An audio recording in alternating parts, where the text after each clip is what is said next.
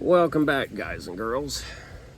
A little short video on the 99 Blazer putting shock absorbers on. These are the original Delphi suspension systems shocks.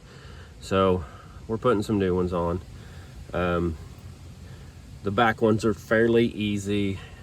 It's a bolt like this, and then it has the two bolts that go up through the top. Pretty simple. This one here is a little different, the front ones on the four-wheel drive.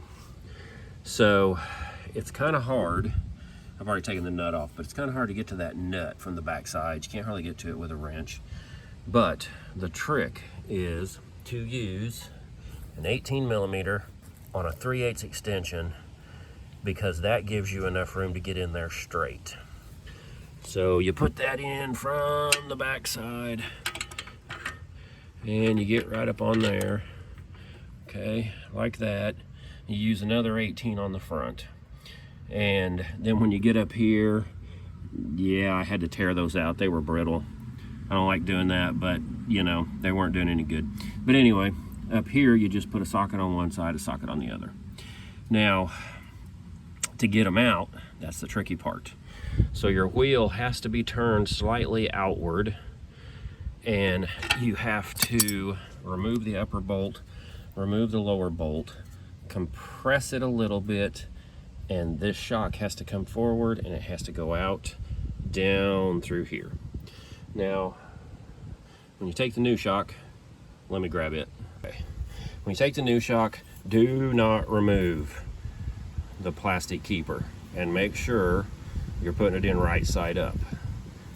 Okay, and you slide it up through here, you get it into position, then you cut. And if at all possible, put the bottom bolt in first. The top is kind of a pain because you have to pry down, then it wants to go back in, so you have to pry down, pull it back out, put like a screwdriver or something through there to hold it in place, and then you can kind of work it around with the screwdriver and you put your bolt back in. Okay, so here's the setup for the top. Ratchet on each side. That's the easiest way to get in there.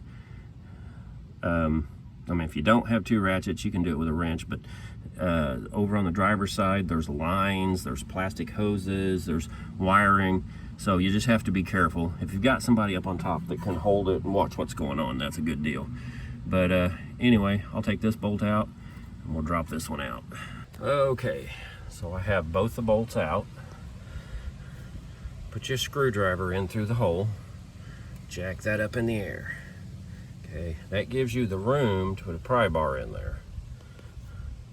Once you have your pry bar in there, you can pry up and pry it out towards you, like so.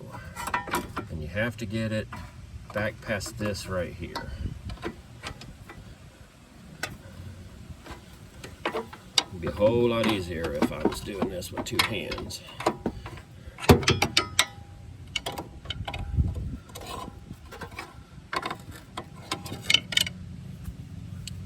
So anyway, you just want to get it out of those.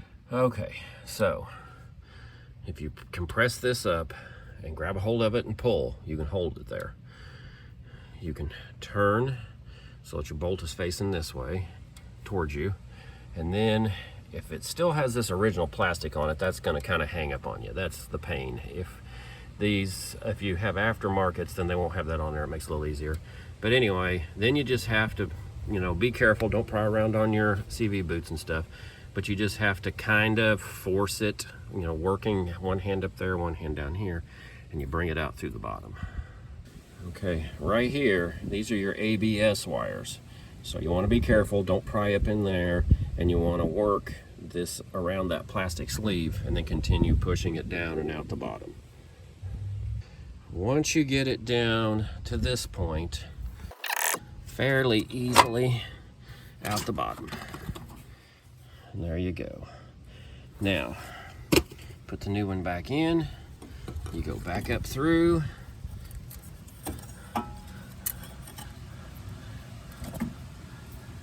Do two-handed. Okay. Now once you get it into this point, put your bottom bolt in. Okay, bottom bolt is in. You don't want to tighten that up because you want to be able to move this back and forth while you're putting the top bolt in. Okay, so you cut your keeper. I always cut the zip tie first, just to, let me switch hands, just to get it cut first, because if you don't, then it falls down, makes it harder to cut. Okay, we're gonna cut this. Now she'll expand up in there. Okay, and if I was ready, I'd have this bolt ready, and I would have pushed it right in. So we are just about in position right now, but the shock is too far back. So I need to pull the shock out just a little bit and put the bolt in. Bolts are both tight. Now you can come in and you can remove the rest of the plastic retainer. And it's installed. If you need to look at your spark plugs, now's the time to do it while you're sitting here. Anyway, hope that helps somebody out. Thanks for watching, guys.